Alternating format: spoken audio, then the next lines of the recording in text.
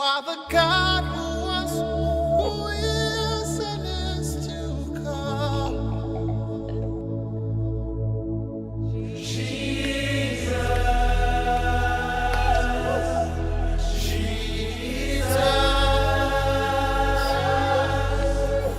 And in you I trust.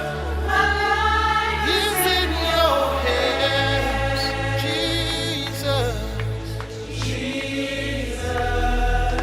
You are the miracle working God, and you are Yahweh. You are Yahweh. Barour Adonai. Béni soit le Seigneur, notre Dieu, qui vit et qui règne pour des siècles et des siècles. Que son nom soit sanctifié et que son règne vienne sur toute la terre par son Fils bien-aimé. Que la grâce du Seigneur vous soit accordée, mesdames, messieurs, et que pendant ce temps où nous allons méditer la parole de Dieu, chacun de nous puisse recevoir des lumières, des pépites de la connaissance de Dieu et des Saintes Écritures. Qu'il en soit ainsi, dans le précieux nom du Seigneur Jésus-Christ. Amen. Vous êtes les bienvenus. Aujourd'hui, nous allons parler de quelques faits qui se sont produits après la résurrection de notre Seigneur et Sauveur Jésus-Christ. Une résurrection transformatrice. Il a été entièrement transformé. Il a reçu un corps glorieux, un corps nouveau, un corps impérissable, un corps spirituel après sa résurrection. Et cela annonce aussi qu'un jour, si nous demeurons ses disciples, si nous marchons d'une manière digne de sa personne et de son évangile, eh bien, nous serons tels qu'il est et nous le verrons tel qu'il est dans sa gloire. Quel bonheur, mesdames, messieurs, de savoir que notre vie sur terre ne va pas se terminer juste par une mort, une disparition dans ce monde, mais que notre monde physique, notre voilement dans ce monde va nous faire parvenir à la gloire de Dieu dans sa présence. Eh bien, le savoir et le vivre dès à présent, c'est quelque chose d'incommensurable. C'est une bénédiction qui est vraiment grandiose. Mesdames, messieurs, nous allons lire donc dans Jean au chapitre 20, à partir du verset 1, et là, je vais ressortir quelques faits qui ont eu lieu et je vais tenter d'expliquer selon la sagesse que le Seigneur m'a accordée pour cette émission. Jean, chapitre 20, à partir du verset 1, nous lisons, mesdames, messieurs, le premier jour de la semaine, Marie de Magdala se rendit au sépulcre dès le matin, comme il faisait encore obscur, et elle vit que la pierre était ôtée du sépulcre. Elle courut vers Simon-Pierre et vers l'autre disciple, c'est Jean, et vers l'autre disciple, donc Jean, que le Seigneur aimait, et leur dit, ils ont enlevé du sépulcre le Seigneur, et nous ne savons où ils l'ont mis. Pierre et l'autre disciple sortirent et allèrent au sépulcre. Ils couraient tous deux ensemble, mais l'autre disciple courut plus vite que Pierre et arriva le premier au sépulcre.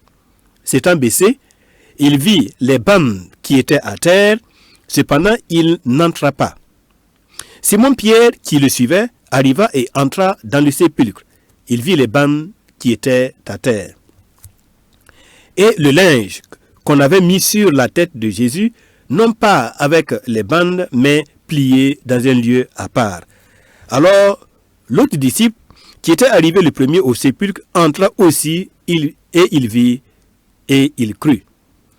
Car il ne comprenait pas encore que, selon l'Écriture, le Seigneur devait ressusciter des morts. Et les disciples s'en retournèrent chez eux. Voilà. Ici, on fait un arrêt pour expliquer le sens du premier jour de la semaine. Normalement, lorsque nous lisons l'Ancien Testament, nous savons que le jour du repos dans l'Ancien Testament, c'est le 7e jour de la semaine. Cependant, en ce qui concerne les grands événements de la vie de notre Seigneur, nous voyons que ces grands événements-là ont eu lieu, notamment la résurrection, a eu lieu le premier jour de la semaine. Premier jour de la semaine ou le 8e jour de la semaine, premier jour de la semaine, donc le dimanche. Donc la résurrection ayant eu lieu le premier jour de la semaine et la résurrection de Christ inaugurant une nouvelle humanité, un nouveau départ pour toute la création, eh bien c'est pourquoi le premier jour de la semaine, le dimanche, revêt à nos yeux une plus grande importance que le dernier jour de la semaine qui est le samedi. Donc on peut comprendre pourquoi en ce qui concerne le sabbat, le jour du repos, on passe du samedi de l'Ancien Testament au dimanche du Nouveau Testament. C'est principalement parce que, par exemple, la résurrection du Seigneur Jésus a eu lieu le premier jour de la semaine qui est le dimanche. La Pentecôte aussi a eu lieu le premier jour de la semaine qui est le dimanche. Et les disciples avaient aussi l'habitude, les disciples du Seigneur, les apôtres avaient l'habitude de se réunir le premier jour de la semaine, c'est-à-dire le dimanche. C'est pourquoi, alors on est passé du jour du sabbat rabbinique, jour du sabbat de l'Ancien Testament qui est le samedi, le 7e jour de la semaine, au premier jour de la semaine qui est le dimanche. Et c'est pourquoi eh bien, le dimanche prend une importance capitale à nos yeux et c'est ce jour-là que nous nous retrouvons dans les églises pour chanter le Seigneur, pour proclamer ses merveilles et pour aussi nous reposer de nos œuvres, pour nous ressourcer sur le plan moral, sur le plan spirituel surtout, nous ressourcer des commandements du Seigneur, nous ressourcer par rapport à sa parole, par rapport à ses directives, par rapport à ses enseignements, pour que nous puissions aborder la semaine de travail remplie d'énergie morale, d'énergie spirituelle, remplie de vision du Seigneur accumulée pendant le dimanche au cours du culte. Et là, nous pouvons passer une semaine dans la vigueur spirituelle, nous pouvons passer une semaine bien vivant et cela nous permet donc de vaquer à nos occupations jusqu'à ce que, eh bien, le dimanche encore qui revient, le premier jour de la semaine qui revient, nous repartions encore faire le plein d'essence spirituelle, d'essence morale pour que notre vie ne soit jamais arrêtée. Alors, on avance dans l'explication de cette chose, c'est que lorsque les deux disciples, Jean et Pierre, ont couru, Pierre étant plus lourd, étant plus âgé, alors Jean va le devancer au sépulcre. Jean va le devancer au cimetière. On va dire ça comme ça. Alors, Jean arrive au cimetière et l'Écriture nous dit que lorsque Jean est arrivé, eh bien, il n'est pas entré dans le sépulcre. Il a vu, voilà, il a vu les bandes, il s'est penché et il a vu les bandes, voilà, avec lesquelles le corps du Seigneur était enveloppé, mais il n'est pas entré. C'est le verset 4 qui nous le dit. Ils couraient tous deux ensemble, mais l'autre disciple courut plus vite que Pierre et arriva le premier au sépulcre. S'étant baissé, il vit les bandes qui étaient à terre, cependant il n'entra pas. On peut se poser la question, pourquoi Jean, l'apôtre Jean, le bien-aimé du Seigneur Jésus-Christ, voilà, pas que le Seigneur l'aimait plus que les autres, hein, mais c'est sa façon à lui, Jean, de se distinguer parmi les autres apôtres. Voilà, il a pris le nom de celui que le Seigneur aimait, tout simplement. Voilà. Alors, pourquoi lui, particulièrement, qui était très attentionné en ce qui concerne le Seigneur Jésus, qui avait souvent sa tête sur la poitrine du Seigneur, voilà, comment il arrive au tombeau et il n'y entre pas? Alors, l'explication, c'est que Jean était de la famille des sacrificateurs. Comment on le sait? Vous savez déjà que son nom, ça veut dire Johannes, Jean. Alors, lorsque le Seigneur a été amené chez le souverain sacrificateur Caïphe, alors, lorsque Jean est arrivé, il est rentré parce que l'Écriture nous dit que Jean était connu du souverain sacrificateur, donc c'est sa famille. Jean, quand il est arrivé, il est rentré parce qu'on avait amené le Seigneur dans la famille du souverain sacrificateur. Mais Pierre, quand il est arrivé, il est resté à la porte. Il ne pouvait pas entrer parce qu'il n'était pas de la famille du souverain sacrificateur, donc il n'était pas connu par cette famille de sacrificateurs. Mais Jean, lui, il était un membre de la famille des sacrificateurs. Donc quand il est arrivé, il est rentré dans la maison de Caïphe. Bien. Alors, donc on comprend que Jean était vraiment de la famille des sacrificateurs. Et selon les lois de l'Ancien Testament, les sacrificateurs n'entrent pas dans les tombeaux. Et c'est pour ça Jean, lorsqu'il a couru plus vite que Pierre, qu'il est arrivé au tombeau, eh bien, il s'est rappelé instinctivement qu'il est sacrificateur, de la famille des sacrificateurs, et donc la loi de Moïse lui interdit d'entrer dans un sépulcre. Et c'est pourquoi, pour respecter cette loi, pour être en phase avec les commandements de son Dieu, eh bien, il est resté, il n'est pas entré dans le sépulcre. Il n'est pas entré dans le tombeau jusqu'à ce que Pierre arrive. Et lorsque Pierre arrive, bon, lui, n'étant pas de la race des sacrificateurs, il n'a pas d'interdit en ce qui concerne le fait d'entrer dans le sépulcre. Donc Pierre arrive et il rentre immédiatement. Il a dit Simon-Pierre qui le suivait arriva et entra dans le sépulcre. Donc, il n'a même pas marqué un temps d'arrêt. Il vit les bandes qui étaient à terre et le linge qu'on avait mis sur la tête du Seigneur. Non pas avec les bandes, mais pliés dans un lieu à part. Et j'ai expliqué dans une autre émission que le Seigneur ressuscité des morts, on voit que les vêtements de lin, les vêtements funéraires qui ont servi à envelopper son corps, envelopper sa tête, eh bien, tous ces vêtements étaient pliés à part et ces vêtements étaient restés dans le tombeau.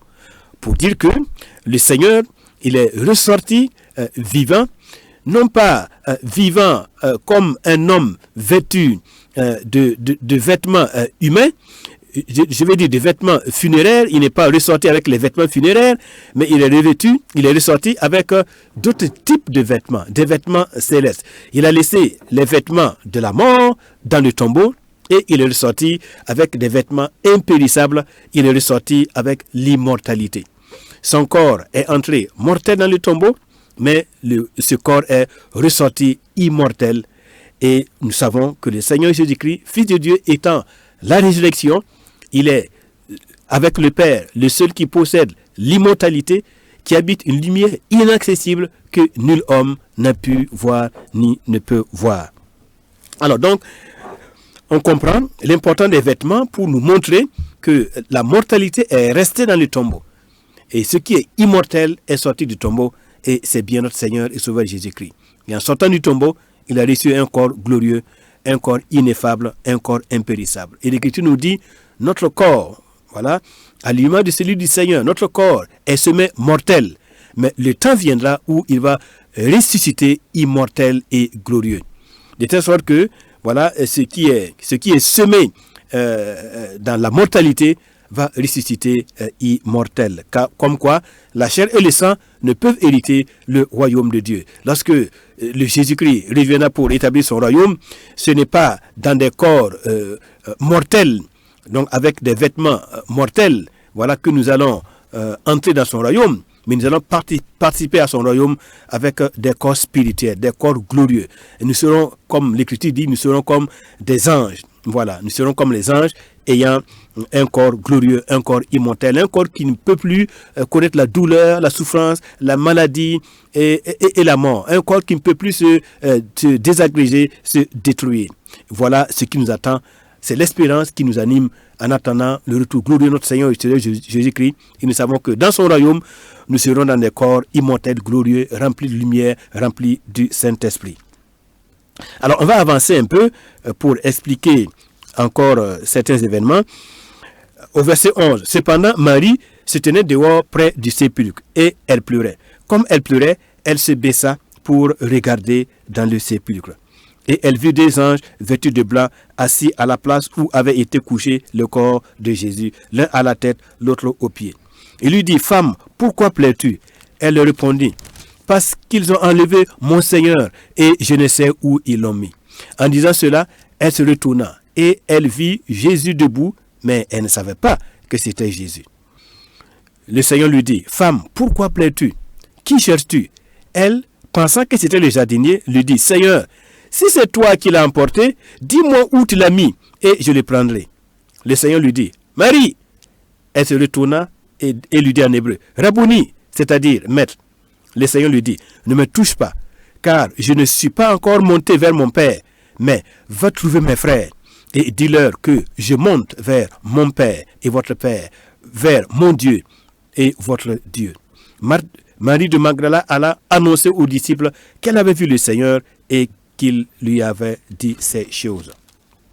Alors, en ce qui concerne l'épisode de Jean, je n'ai pas terminé. Jean, c'est quand il s'est rendu compte avec évidence que le mort n'était plus dans le tombeau.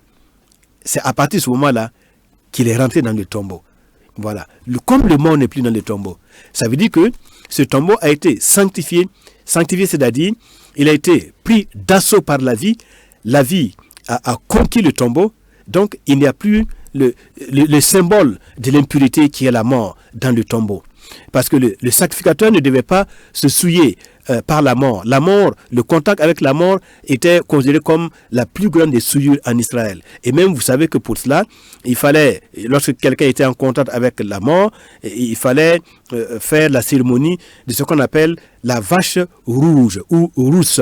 Voilà, la vache rousse qui devait être sacrifiée et brûlée avec de l'eau courante, avec de l'hysope, avec du bois de cèdre et avec le cramoisi, et en faire une pâte avec la terre. Et c'est cela qui était utilisé pour asperger et purifier et sanctifier les personnes qui avaient eu un contact avec la mort volontairement ou involontairement.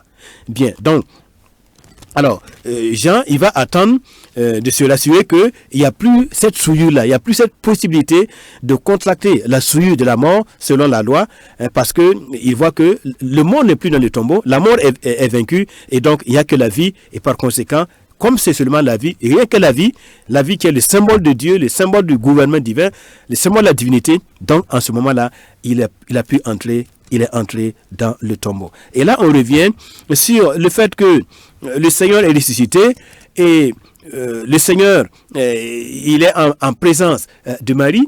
Et Marie, quand il le voit, elle ne sait pas encore que c'est le Seigneur. Et elle dit, elle pensait que c'était le jardinier. Elle voit le Seigneur et elle pense que c'est le jardinier. Bon, alors, elle dit, si c'est toi, Seigneur, ben, dis-moi où tu l'as mis et je le prendrai. Et c'est là que le Seigneur va se révéler à elle. Maintenant, je vais expliquer pourquoi l'Écriture introduit ici la notion de jardinier. Elle pensant que c'était le jardinier. À quoi l'Écriture fait référence? Effectivement, elle ne s'est pas trompée, c'est le jardinier. Le jardinier fait référence à qui? Lorsque nous lisons dans l'Écriture, notamment dans le livre de la Genèse, lorsque Dieu a créé Adam, et qu'il était encore un homme sans péché, un homme sans faute, le premier Adam qui était pur, qui était sans tache, qui était sans faute, voilà, et qui portait l'image de Dieu, Dieu l'a pris et il l'a mis dans le jardin d'Éden. Et donc, il était le jardinier. Et là, de nouveau, le Messie ressuscité d'entre les morts, comme je vous disais au début, sa résurrection d'entre les morts a fait de lui le premier-né d'une nouvelle création, le commencement d'une nouvelle création. Donc, sa résurrection d'entre les morts a fait de lui le nouveau Adam. Le second Adam, qui est le nouveau Adam, qui est pur, qui est sans tache, et donc qui se présente maintenant dans son jardin. Donc, le monde nouveau, vous voyez, et c'est lui qui va cultiver ce monde nouveau, c'est lui qui va dominer ce monde nouveau, c'est lui qui va dominer cette nouvelle créature. Vous voyez, donc, effectivement, c'est le jardinier, Jésus-Christ. Voilà, l'homme nouveau, le Adam nouveau, et qui est là, dans l'Éden nouveau, qui commence maintenant par sa résurrection, parce que des hommes et des femmes vont sortir de leur tombeau, vont revenir à la vie, vont être réanimés dans leur esprit. Ils vont passer par une nouvelle création, une transformation morale et spirituelle. Et Jésus-Christ va régner sur cette nouvelle création, donc sur ce nouveau jardin. Et nous savons que lorsqu'il va revenir d'ailleurs pour établir son règne de 1000 ans, pendant son règne de 1000 ans, la terre va reverdir. La terre va reverdir et on va retrouver l'Éden tel qu'il était au jour d'Adam avant sa chute. On va retrouver le nouveau Éden. Donc vraiment, c'est le jardinier, le nouveau jardinier qu'il a vu. Alors, donc le Seigneur lui dit, ne me touche pas, car je ne suis pas encore monté vers mon Père. Alors, on doit comprendre pourquoi le Seigneur lui dit de ne pas le toucher. Et pourquoi il lit cela au fait qu'il n'est pas monté vers son Père. Qu'est-ce que ça a à voir avec le fait que Marie de Magdala le touche? C'est parce que tout simplement, Jésus-Christ, ressuscité des morts, eh bien, il est le souverain sacrificateur. Il représente le peuple devant Dieu et Dieu devant le peuple. Et en tant que souverain sacrificateur, eh bien, il doit entrer dans la présence de Dieu pour recevoir, bien sûr, offrir son sang. Et après qu'il ait offert son sang devant le Père, il est aspergé le trône de Dieu, l'arche de l'alliance, voilà, le Saint des Saints avec son sang. Alors, il ressort et maintenant, il ressort et il bénit le peuple au nom de l'Éternel. Mais là, il se trouve que le Seigneur lui dit, je ne suis pas encore monté vers mon Père, donc je n'ai pas encore fini ma mission de souverain sacrificateur. Et vous savez, le souverain sacrificateur, pour qu'il entre dans le lieu très saint, il doit se sanctifier. Il doit être à l'abri de tout regard et personne ne doit le toucher. Il doit toucher personne. Il doit être entièrement mis à part. Et donc, il ne doit pas avoir de contact avec les êtres humains. C'était cela la sanctification à laquelle le souverain sacrificateur était soumis avant de pouvoir entrer dans le lieu très saint. Et donc, le Seigneur, après sa résurrection, n'ayant pas encore fini sa mission de souverain sacrificateur, eh bien, il dit à Marie, ne me touche pas. Autrement dit, bon, tu vas me rendre impur en me touchant et je ne pourrai donc pas terminer ma mission de souverain sacrificateur. Mais on voit que quelques jours après, eh bien, le Seigneur, il va revenir. Le Seigneur, il va apparaître à ses disciples lorsque les disciples vont se retrouver dans la chambre. Voilà, ils étaient 11, enfin, ils étaient combien? 10. Thomas n'était pas là. Et là, le Seigneur apparaît et le Seigneur permet à ses disciples, en l'occurrence à Thomas, de mettre sa main dans les traces, voilà, de le toucher et de se rendre compte que c'est vraiment lui, le Seigneur Jésus-Christ, ressuscité d'entre les morts. En ce moment-là, il était déjà monté vers le Père, il avait déjà accompli sa mission de souverain sacrificateur, donc il a fini son sacerdoce et donc maintenant, il pouvait être en contact avec les hommes sans risquer aucune souillure. Je vais terminer un peu avec ce qui s'est passé dans Jean chapitre 21. Dans Jean chapitre 21, le Seigneur est apparu, Jean 21 verset 13, et il voit deux de ses disciples, en l'occurrence Pierre et Jean, qui sont en train de pêcher.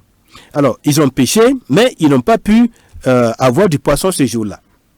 Le Seigneur, il va s'approcher et il leur dit, bon, jetez votre filet du côté droit de la barque. Alors, ils ont jeté le filet selon les instructions du Seigneur et ils ont ramassé 153 poissons. Bien. Et maintenant, le Seigneur, verset 13, il s'approche et plie du pain. Et on lit d'abord le verset 12. Le Seigneur leur dit, venez manger. Et aucun des disciples ne demande, qui es-tu, Seigneur? Maintenant, il s'approche et le Seigneur leur donne le pain et il leur donne aussi du poisson. Alors, ce que je vais expliquer, après la résurrection, les disciples sont au bord de la mer, ils sont en train de pêcher au bord du lac, et là, le Seigneur leur apparaît là-bas.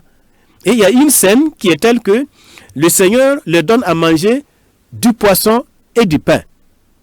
Et c'est à la suite de cela que le Seigneur dit à Pierre, est-ce que tu m'aimes? Par 3 fois de suite. Et Pierre dit, oh, Seigneur, je t'aime. Et c'est là que le Seigneur lui dit, il faut paître mes brebis. Bien. Pourquoi le Seigneur leur apparaît et pourquoi le Seigneur mange du poisson et du pain avec eux après la résurrection? C'est simple. C'est parce que dans la pensée juive, c'est pour ça que je dis chaque fois, il faut comprendre le message destiné à qui et comment ces personnes-là, ces destinataires-là, ces premiers destinataires, quel était le système de pensée. Donc, dans la pensée juive, eh bien, lorsque le royaume du Messie sera établi, et surtout le jour des noces de l'agneau, le jour de la fête des noces de l'agneau, dans le royaume messianique, en présence du Messie, où Abraham, Isaac et Jacob et tous les justes vont être rassemblés autour de la table pour manger le festin des noces de l'agneau, ce jour-là, ce qui sera servi à table, eh bien, c'est le grand poisson qu'on appelle le Léviathan. Quand vous lisez dans Ésaïe, vous avez la mention de Léviathan Phia, le Léviathan. Le Léviathan, dans la pensée juive, c'est ce grand poisson qui est dans la mer et qui va être tué par le Seigneur Dieu pour servir à la table des noces de l'agneau, au jour du repas des noces de l'agneau.